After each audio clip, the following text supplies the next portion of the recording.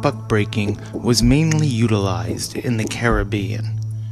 It was used against enslaved men who were seen as defiant. The process included forcing the male slave to bend over a tree stump, drop trowel, expose his bare behind while it is propped in the air.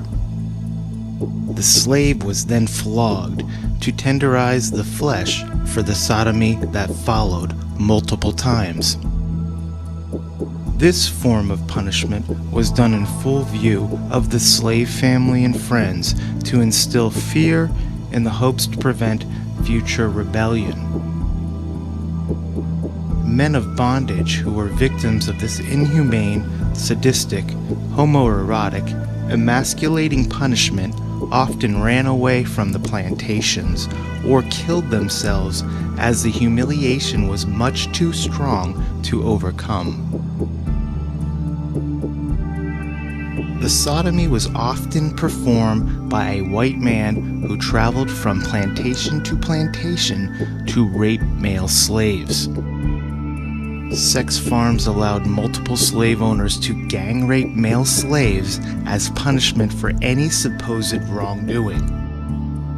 Homosexuality in this era was not a popular pastime, yet raping male slaves as a form of plantation punishment was somehow acceptable. Buck-breaking is typically left out of the history books due to its taboo nature of male-on-male rape. Society has ignored any testimony to male-on-male rape until only recently. Sexual violence used to project fear can be a powerful tool of manipulation.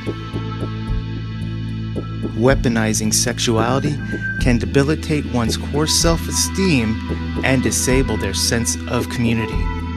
Buck-breaking was a means to squash rebellion before it was even conceptualized.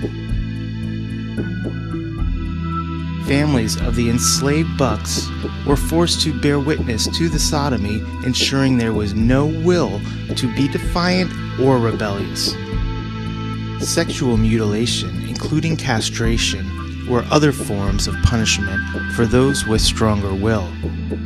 These acts solidified the mental dominance white men needed to tame their bucks into obedient, working slaves. Emasculating male slaves physically was the final step to subdue the defiant buck.